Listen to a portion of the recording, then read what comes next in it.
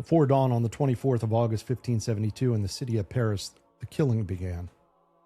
The occasion had been a wedding. The sister of the French king had been married to a Protestant prince, and the leading Huguenots, the French Calvinists, had gathered in the capital to celebrate. It was meant as a gesture of peace, a reconciliation in a kingdom that had been torn by a decade of religious civil war. The Protestant leaders were in the city, unarmed, as guests. And with the marriage barely concluded, the crown and the Catholic faction moved to destroy them. The Huguenot commander was murdered in his lodgings, and then the killing spread out through the streets of Paris, beyond any plan, beyond any control, mob and militia falling upon Protestant men and women and children wherever they could be found, dragging them from their houses, cutting them down in the streets, throwing their bodies into the Seine. It ran for days. It spread to the provinces over the following weeks. The dead in Paris alone numbered in the thousands and thousands more across France. The survivors believe the true number ran far higher, and no one to this day can give it an exact count. The St. Bartholomew's Day Massacre was not simply one more atrocity in a bloody century. It was a turning point in the history of political thought. And it was a turning point because of what it did to the minds of the men who lived through it. Because until that August morning, the Calvinists had been, on the whole, a people of obedience. Following both Luther and Calvin, they had preached a Christian must obey the ruler God had placed over him. Persecution was to be endured, not resisted. And at the very most, light. A king who commanded what God forbade might be disobeyed to the point of accepting martyrdom, but he might never be actively opposed by force. The blood in the streets in Paris made that position impossible to hold. A doctrine of pure obedience in the aftermath of a state-sponsored massacre of your own people is not piety, and so in the 5 years after 1572, the Calvinist world produced a body of political theory that would change the trajectory of Western liberty. They set out to answer with rigor and at length the exact question that Luther had raised at Worms and refused to resolve. When and by whom and by what right may a people lawfully resist a king? This is episode 6. The question Luther left open is about to be answered. I am Jeff Kellick, and this is the Consequential Actions podcast. This is episode 6 of the series Self-Evident, The Road to 1776. Today, when is resistance lawful? Calvinist resistance theory. This episode corresponds to Article 6 of our written series published this past Sunday on our Substack page, and it is the direct answer to the question we ended on last week. Luther at Worms had shown a single conscience, captive to a higher law, might stand in judgment on the highest authority in Christendom. But he had refused to say when that private judgment could become lawful resistance. And after the peasants rose in his own name, he recoiled from the question entirely. The men in this episode did not have the luxury of recoiling. They watched their families die, and out of that horror they built the answer that Luther would not give. And before I go on, in the same word of honesty this material has always required, this episode is a secular political history. It traces how a theory of lawful resistance to tyranny was worked out under the pressure of persecution, and how that theory traveled to Philadelphia. It takes no position on the theological quarrels between Catholics and Protestants that occasioned the bloodshed, and it means no judgment on either faith. The atrocities you will hear about were committed and suffered by people on both sides of that quarrel, and when this episode reaches its hardest reckoning, you will hear that the persecuted became persecutors the moment they held power. The concern here is not who was right about grace or the sacraments. It is about how the experience of being hunted taught a generation to ask when a subject may lawfully resist a king. As always, the podcast expands on the themes of the article, brings in additional primary sources, and addresses complexities the written format cannot fully explore. Let us begin. Welcome to the Consequential Actions podcast. Here we ask a simple question of the history and the actions that have shaped our lives. Did this leave us more free or more governed? Because what we do not know can be used to govern us. And what we choose to ignore always will.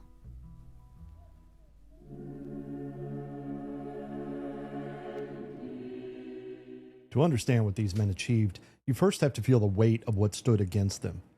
Because resistance to a lawful king was not, in the 16th century, a respectable political opinion that merely awaited a clever defense. It was very nearly unthinkable. And it was unthinkable for reasons that pressed directly on the conscience of every serious Christian. The chief obstacle was a text. In the 13th chapter of his letter to Romans, the Apostle Paul had written that every soul should be subject to the higher powers. For there is no power but of God, and the powers that are ordained by God. And that whoever resists the power resists the ordinance of God, and shall bring damnation upon himself. For 1,000 years and more, that single passage had stood as the great scriptural wall against rebellion. If rulers are established by God, then to rise against a ruler is to rise against God. And the rebel risks not merely his neck, but his soul. Kings and their defenders cited Romans 13 endlessly, and they were not misreading it in any obvious way. It appears to say in the plainest possible terms that resistance to established authority is a sin. And onto that scriptural foundation, the age had built a second structure, the theory of the divine right of kings. The monarch, on this view, received his authority directly from God and was answerable to God alone, not to his subjects, not to his nobles, not to any earthly institution whatsoever. The king stood above all human judgment. His subjects might petition him, might pray for him, might flee from him, but they might never call him to account because they were not his judges. God alone was his judge. To resist was therefore not merely rebellion, it was sacrilege. So understand the shape of the problem, because it defines the whole achievement of this episode. The obstacle was not merely political, it was theological. And that meant any theory of lawful resistance had to solve it on theological ground, or it could not solve it at all. It was not enough to show that resisting some particular king would be prudent, or that some particular king was wicked. You had to show that resistance to a tyrant was consistent with, that it was actually required by, the very same divine order that Romans 13 invoked. You had to find inside the structure of God-given authority itself the principle that limited it. And the Calvinist theorists did exactly that. They did it in three different ways, coming at the single problem from three different directions through the office of the lesser magistrate, through the history of the ancient constitution, and through the logic of the covenant. Each argument stood on its own, and braided together, they formed the most formidable case for the right of resistance that anyone had yet made. And let me take you through all three of those now.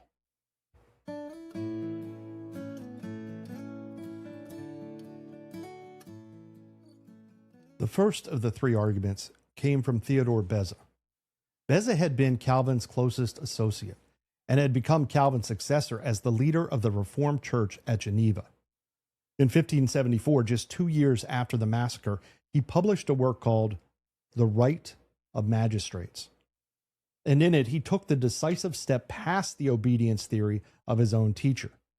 His central move solved the very problem that had most frightened Luther. And it is the reason this doctrine proved so durable.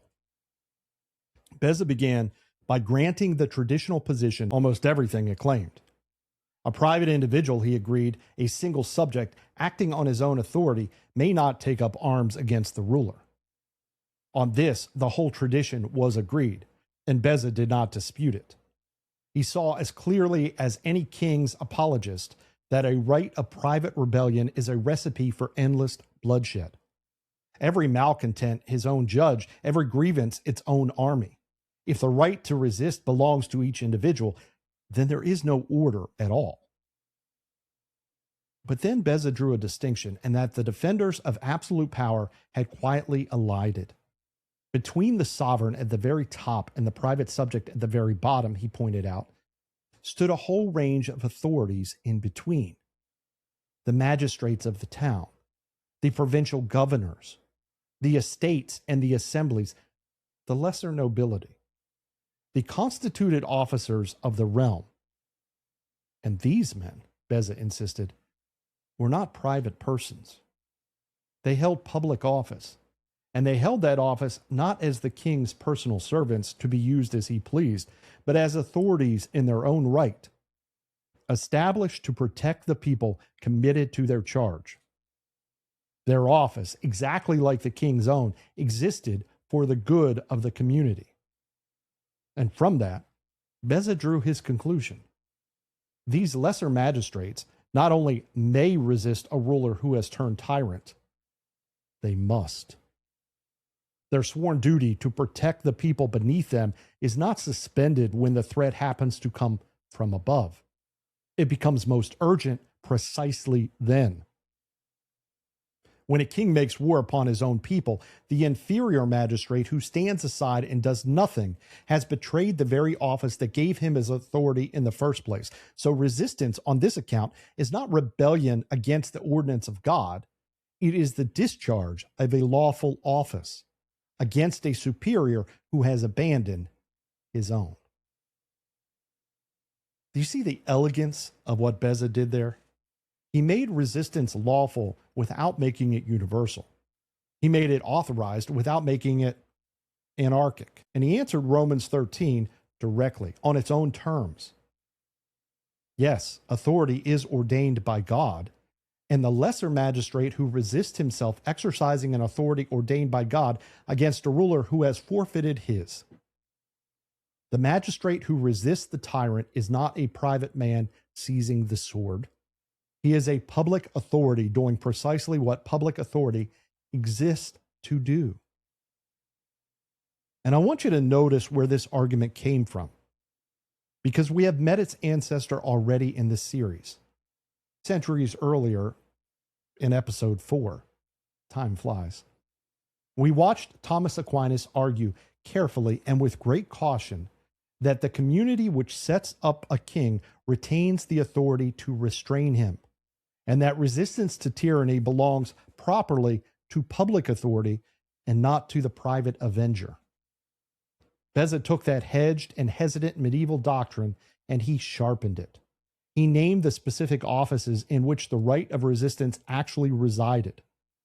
What had been a cautious qualification in the Summa Theologica, buried in the careful prose of a 13th century friar, became, in the hands of a persecuted church 2 centuries later, a working doctrine of lawful revolt. The thread runs straight from the schoolman's desk to the Huguenot sword. And the lesser magistrate doctrine would have an extraordinarily long life. It crossed to Scotland and to England. It shaped the political thought of the Puritan Revolution, and it crossed the Atlantic to the American colonies, where that idea that a subordinate authority might lawfully impose itself against a tyrannical superior would echo directly through the arguments of the Revolution.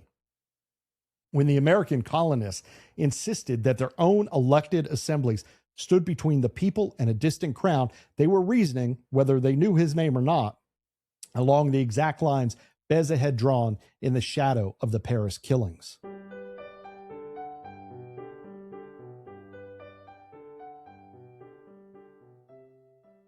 The second argument came from a contemporary of Beza named Francois Hotman. He built it not from the structure of office, but from the record of history. Hotman was a distinguished French legal scholar who had converted to the Reformed faith. Then in 1573, again, the year right after the massacre, he published a book called Franco-Gallia, which is argued for the limitation of royal power not from Scripture at all, but from the Constitution of France itself. Hotman's method was historical.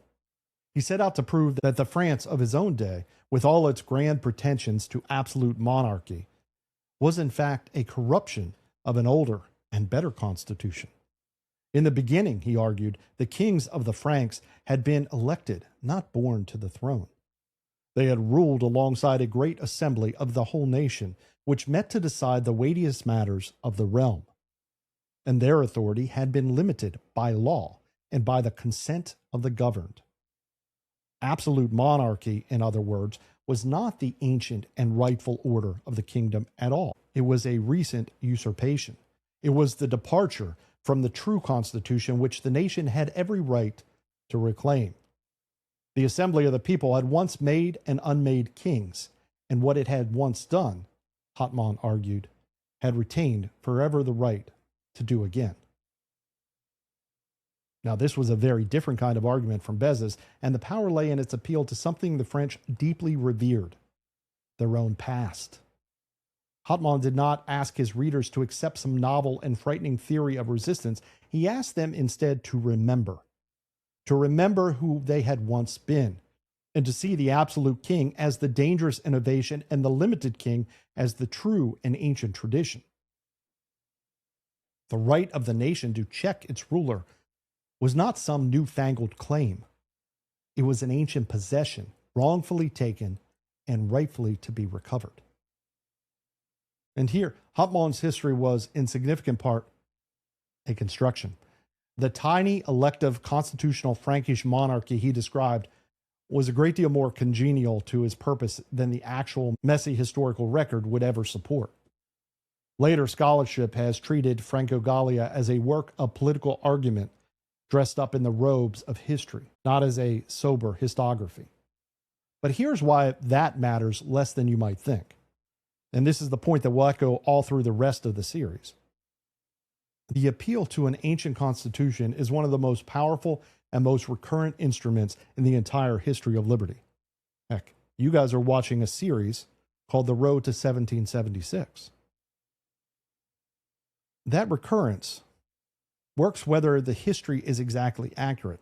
Men reach for a usable past when they want to limit present power, and the past they find is always shaped by the wanting. We're going to meet this exact pattern again, and soon, when the English judge Sir Edward Coke reaches back to an idealized common law and a half-mythologized Magna Carta in order to bind Stuart kings. The ancient constitution is very often as much invention as it is discovery, and its force in the story of freedom is not diminished by that fact at all, because a people persuaded that liberty is their birthright will fight for it far more fiercely than a people offered liberty as a novelty. The myth does real work. It has always done real work.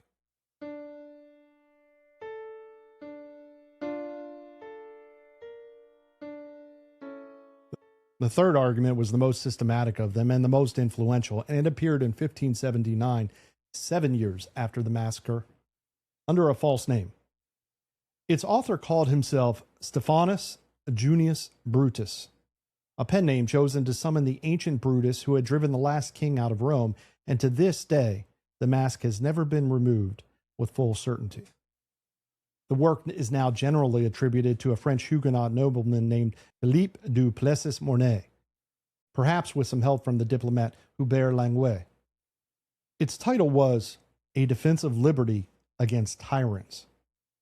In Latin, Vindiciae Contra Tyrannos, and it gathered up all the scattered arguments of the resistance tradition into a single religious structure.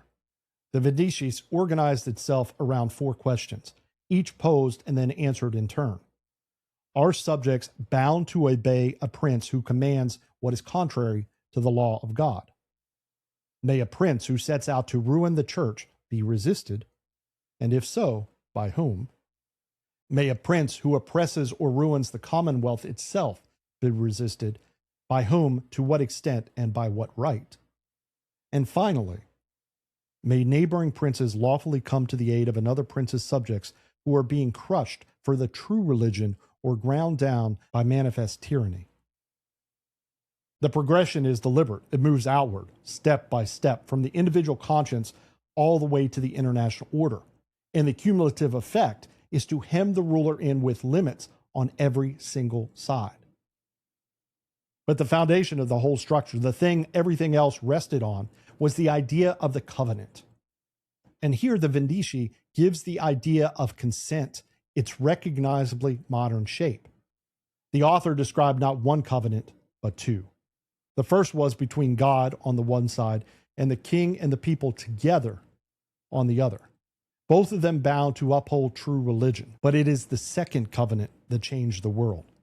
The second covenant was between the king and the people directly. The king promised to rule justly and according to law, and the people promised their obedience.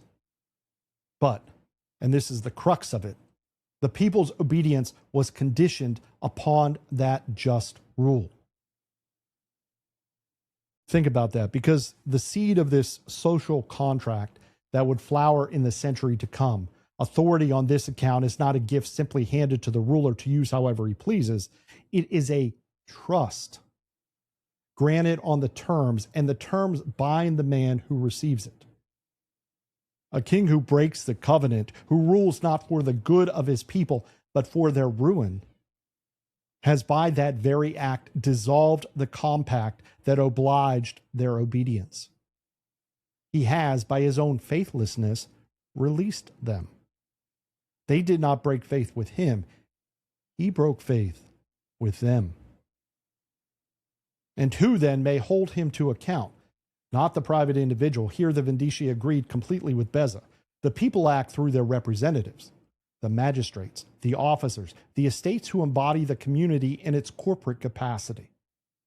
It is they who contracted with the king on the people's behalf, so it is they who must hold him to that contract. The whole people, acting through its proper and lawful organs, stands as a party to the covenant, and therefore as a judge of its breach. Strip away the specific religious elements from the argument, the covenant to uphold true religion, the special concern for the church, and look hard at what is left standing. What remains is a theory of government by consent, limited by compact, forfeit upon breach, with lawful remedy vested in the representatives of the people. And I want to say this as plainly as I can. That is the architecture, in essence, of John Locke's Second Treaty of Government, written a little more than a century later. And through Locke, the architecture of the Declaration of Independence itself. The line does not run in a single unbroken strand, and the Vindiciae was neither the first nor the only source of these ideas. But when Thomas Jefferson wrote that governments derive their just powers from the consent of the governed, and that when a government becomes destructive of those ends, it is the right of the people to alter or abolish it, he was giving American voice to a doctrine that this anonymous, hunted Huguenot had set down in rigorous form while the blood of the Paris Massacre was still living in fresh memory.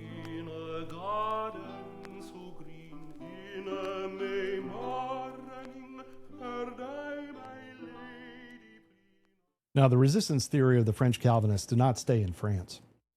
It traveled, and it traveled fast.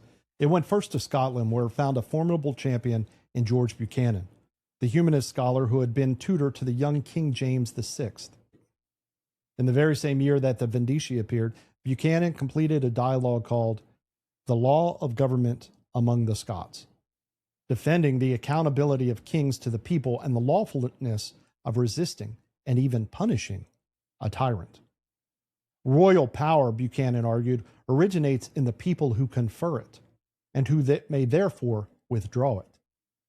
A king who rules against the law becomes a public enemy, whom the community may resist. And here's one of the sharper ironies of the whole period. Buchanan addressed these very arguments to the education of the young prince who would grow up to become King James, the very same James who would later become the foremost royal champion of the divine right of kings against exactly these theories. The tutor taught the boy the king's answer to the people. The boy grew up and spent his reign insisting the opposite. And the doctrine put down roots in the English-speaking world that would matter enormously in the century to come. The Vindiciae was translated and printed in English during the upheavals of the 17th century, when the English were locked in their own struggle against a king who claimed to rule by divine right. Buchanan's argument fed the Scottish Presbyterian tradition of resistance, which reached its fullest expression in 1644, when Samuel Rutherford published a book called Lex Rex, The Law is King, a title that deliberately inverted the royal motto and asserted the supremacy of law over the monarch. That work belongs properly to the English constitutional struggles we will take up in a later episode. The point for today is that the theory forged in the aftermath of a French massacre became part of the common inheritance of the whole Protestant Atlantic, available to every people that came to believe its rulers had broken faith. But a theory is only a theory until the world tests it, and that theory was tested in the Low Countries. The 17 provinces of the Netherlands were ruled by Philip II of Spain, one of the most powerful monarchs on the face of the earth. And Philip had tried to crush Protestantism in the provinces, to override their ancient charters and liberties, and to govern them through Spanish soldiers and the machinery of the Inquisition. The provinces rose in revolt. The war would grind on for decades, but its decisive constitutional moment came in 1581 when the States General, the Assembly of the Provinces, formally renounced their allegiance to King Philip in a document called the Act of Abjuration. And the Act of Abjuration reads like a working demonstration of everything the Huguenots had built, and that is not a coincidence at all because its preamble drew directly on the Vindiciae contra Tyrannos. It opens by stating the principle of the entire tradition in a few plain sentences. A prince, it declares, is established by God to be the shepherd of his people, to defend and cherish them as a father cares for his children. God did not create the people as slaves to their prince, bound to obey him whether he commands rightly or wrongly. God made the prince for the sake of the people, without whom he would be no prince at all. And when a prince, instead of protecting his subjects, oppresses them, strips them of their ancient liberties, and treats them like slaves, then, and here's the pivot of the whole document, he is no longer a prince, but a tyrant, and the subjects are to consider him in no other view. And having stated the principle, the act then does something you should recognize. It proceeds to the particulars, a long itemized recital of Philip's specific violations, the concrete grievances that proved him a tyrant in fact and not merely in theory, and then the formal conclusion that the provinces were therefore released from their oath of allegiance and entitled to govern themselves. That structure sounds familiar. It should. A statement of the principle that a legitimate authority rests on the ruler's fidelity to the people's good, followed by a bill of particulars demonstrating that this ruler has forfeited his authority, followed by the formal renunciation of allegiance. Well, that, my fellow, is the structure of the American Declaration of Independence, written on another continent nearly 2 centuries later. And the resemblance is not the wishful invention of later patriots. It was noticed at the time, and careful scholarship has established that the Dutch Act stood among the actual models available to the Americans who drafted their own declaration in 1776. The Dutch had done in 1581 precisely what the Americans would do in 1776, reasoned their way from a theory of conditional authority to the lawful deposition of a king who had failed his charge. The theory held. It was put to the hardest possible test against one of the mightiest kings on earth, and it held. And now the reckoning, which this series never fails to omit and never softens, and it's one that cuts especially deep, because it cuts against the very men we have just been praising. The men who built this magnificent theory of resistance were not apostles of universal liberty. They were persecuted Calvinists who developed a defense of resistance for one central reason. They were the ones being hunted. And there's very little evidence that most of them would have extended the same right to anyone they in turn regarded as a heretic. When Calvinists suffered under power, that they theorized resistance to it. When Calvinists held power, their record was something else entirely. And the sharpest instance of all stands at the very origin of the tradition. In 1553, nearly 20 years before the Paris Massacre, in Calvin's own city of Geneva, the refuge of the persecuted, a Spanish physician and theologian named Michael Servetus was burned alive at the stake. His crime was theological. He had denied the doctrine of the Trinity and the validity of infant baptism. John Calvin approved of the execution. He had pressed for Servetus' conviction and objected only and unsuccessfully that the man be beheaded rather than burned. And Theodore Beza, the architect of the lesser magistrate doctrine, the very hero of this episode, Beza himself wrote a defense of the execution of heretics, arguing that the magistrate rightly punishes false religion. So hold those two things together because they live together in the very same minds. The doctrine that the lesser magistrate must resist a tyrant coexisted without apparent contradiction with the doctrine that the magistrate must suppress the heretic. The city that produced the theory of resistance to persecution also put a man to death for his opinions. The same crime in principle for which the Huguenots were themselves being slaughtered in France. The persecuted, the moment they had power, did the persecuting. These men, in plain terms, were arguing for their own liberty far more than liberty in general. The covenant they invoked was a covenant to uphold true religion, by which they meant their religion. The tyranny they resisted was, at its center, the tyranny of being prevented from practicing it. Their theory contained no principle of religious freedom for all, and its authors would have been genuinely surprised and displeased to watch it become one. And yet, this is the pattern we have met at every single stage of this road, and it does not fail here. None of this cancels the contribution. Aristotle defended slavery and gave us the mixed constitution. Aquinas endorsed the burning of heretics and gave us the natural law that condemns exactly that. Luther preached obedience to princes and taught Europe how to defy the highest authority in Christendom.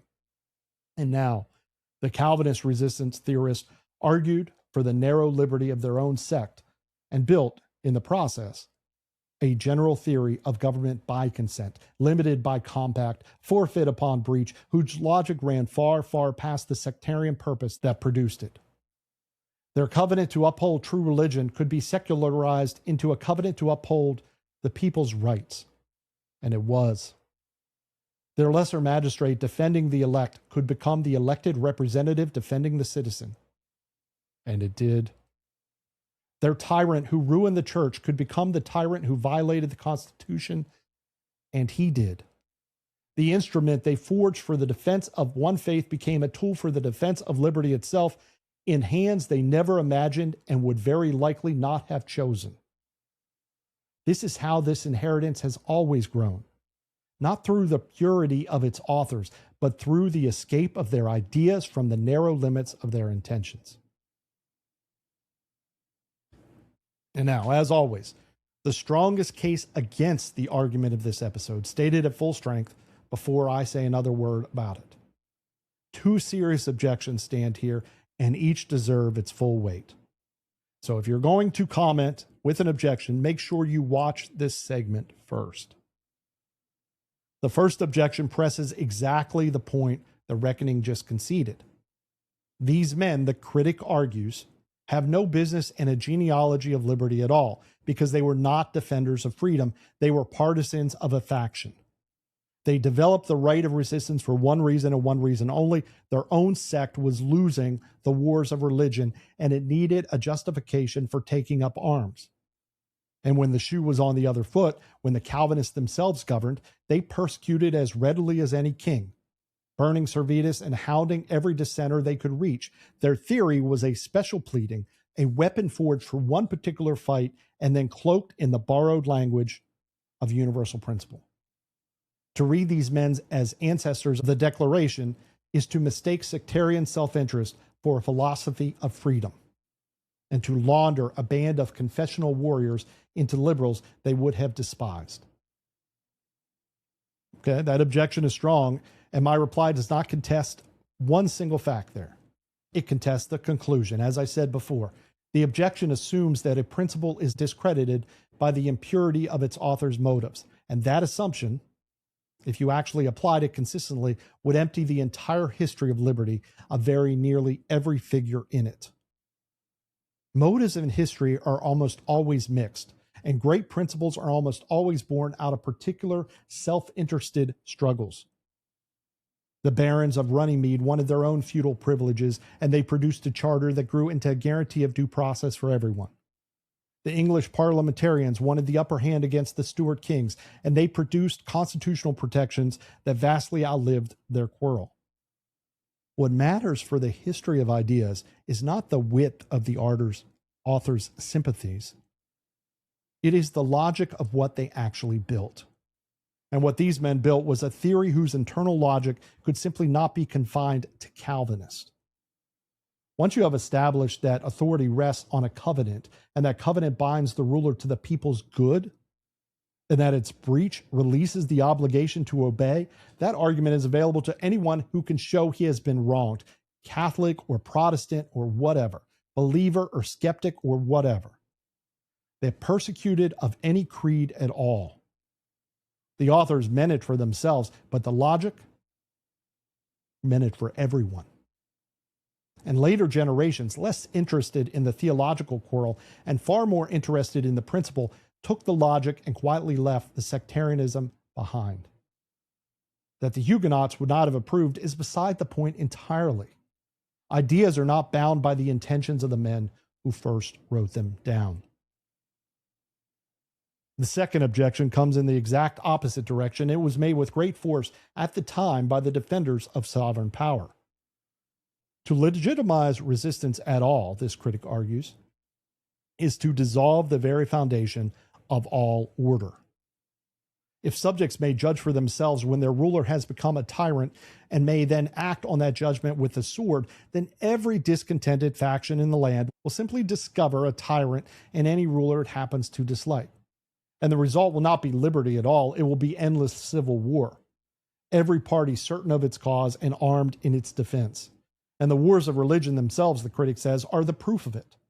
Once the principle of resistance was loose in the world, Europe descended into a full century of slaughter. Order requires a final authority whose judgment cannot be second-guessed, because the true alternative to sovereignty is not justice, it is chaos. Better the certain evil of an unchecked ruler than the boundless evil of a society in which every man is judge in his own cause. It's the devil you know argument. This was the argument of Jean Bodin in the 16th century, and it would become the argument of Thomas Hobbes in the 17th. And it drew its very real force from the very bloodshed that had produced the resistance theory in the first place. This is the more powerful of the two objections, and my reply has to concede the danger it does name. I'm not going to pretend that away. The right of resistance is genuinely dangerous. The whole of human history shows this. A principle that licenses subjects to judge and to depose their rulers can indeed be abused by any faction cynical enough to call its opponents tyrants. And the history revolution offers no shortage of cases where the charge of tyranny was a bare pretext and the cure turned out far worse than the disease. But here's the thing. The Calvinist theorists were not blind to this danger. It is the entire reason they labored so hard to deny the right of resistance to the private individual and to vest it only in the lesser magistrates, the constituted authorities, the people acting through their lawful representatives. The whole elaborate architecture of the doctrine was built precisely to distinguish lawful resistance from mere rebellion, to channel the right through public office rather than private grievance, and thereby to answer this exact charge of anarchy. Now, whether that distinction can always hold under the real pressure of real events is a fair question, and this series will watch it strain and sometimes break outright in the revolution still to come. But the objection proves far less than it claims, because the alternative it offers, an unchecked sovereign whose judgment may never once be questioned, is not, in fact, a formula for order at all.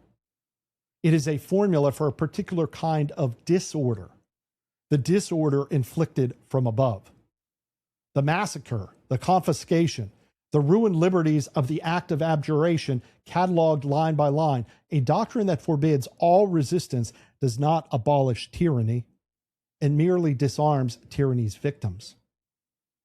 The resistance theorists chose, with open eyes, the risk of a limited right to resist over the certainty of unlimited submission. And looking hard at the century they actually lived through, it is very far from obvious that they chose wrongly. And I will say one more thing about the second objection, because it frames everything still ahead of us on this road. The question of how a people can claim the right to resist tyranny without dissolving into the war of all against all, that is not some flaw peculiar to Calvinist theory. It is the central problem of free government itself. And the entire remainder of this series is, in one sense, the long story of the attempts to solve it.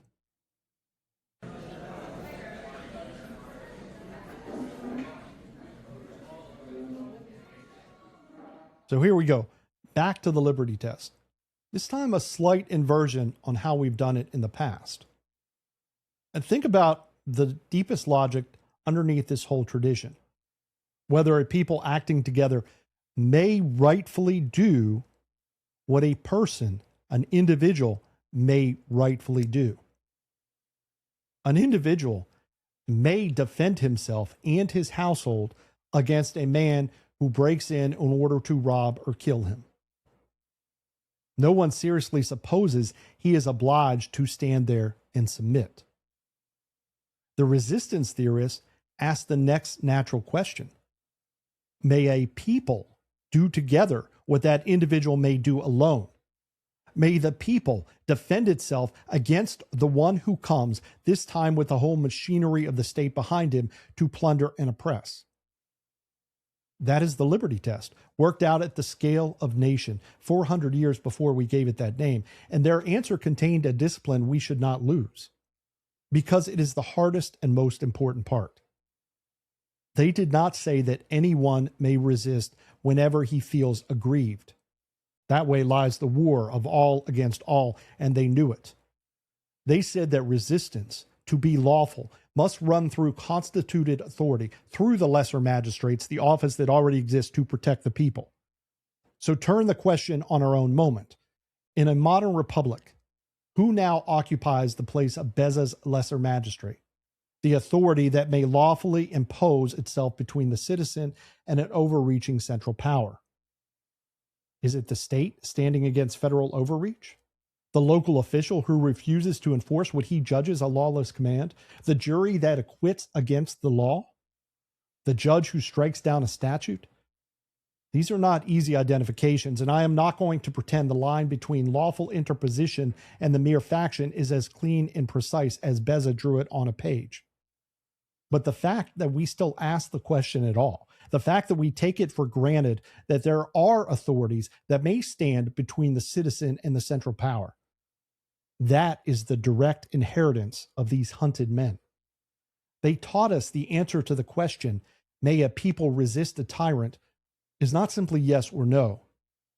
It is yes, lawfully, through these offices, on these terms, for these reasons. And a free people that forgets the discipline keeps only the danger. That is the inheritance the resistance theorists made present. Not a license to rebel, a carefully bounded account of when and how and by whom a free people may refuse a power that has broken faith with it. The question Luther left open has been answered. When may resistance to a tyrant be called lawful? The Calvinist jurists gave the answer in three voices that reinforced one another into a single argument. It is lawful when it is undertaken not by the private individual, but by the lesser magistrates and the constituted authorities of the realm who hold their own office for the people's protection. It is lawful because the ancient constitution of a free people reserves the nation the right to limit and the right to depose its rulers. And it is lawful because all authority rests upon a covenant that binds the ruler to the people's good, so that a ruler who breaks that covenant has by his own act released the subjects from their obedience. Resistance, so understood, is not rebellion against the order of God. It is the defense of that order against the ruler who has betrayed it. This was a genuine and permanent advance in the theory of liberty, and it was made, as such advances almost always are made, under duress, by men who had watched tyranny do its work and were grimly determined to justify the sword against it. They built far better than they knew. The theory they forged for the defense of one persecuted church became, in the hands of those who came after, a general charter of government by consent, and it traveled from France to Scotland to England to America, gathering force at every step.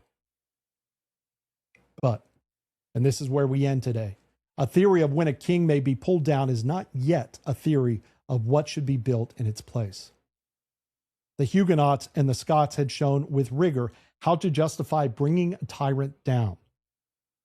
They had not shown how a free people might actually govern itself once the tyrant was gone. And that determination would be given not in a treatise at all, but in the world by the people who had reasoned their way to the act of abjuration and then had to live with what they had done. Having renounced their king, the Dutch now faced the far harder task to build a commonwealth without one.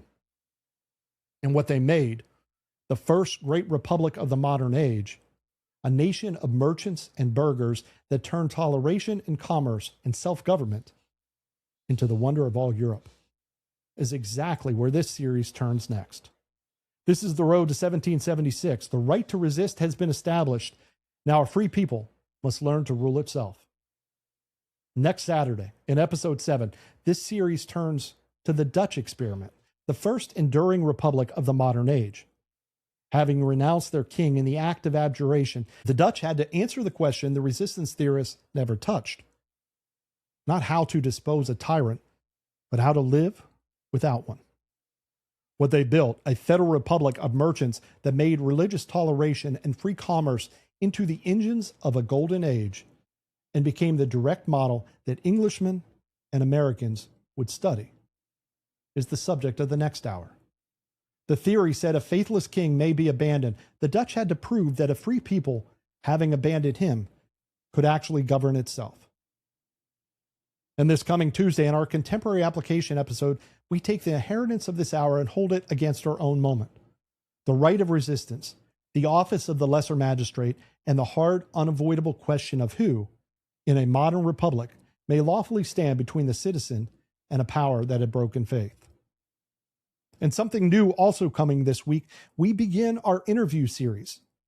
We will be talking with politicians, historians, and invested individuals in the idea of liberty and freedom. Throughout the next several weeks, we'll be tying the objects of these lessons and our contemporary application into an interview for a capstone of the entire week.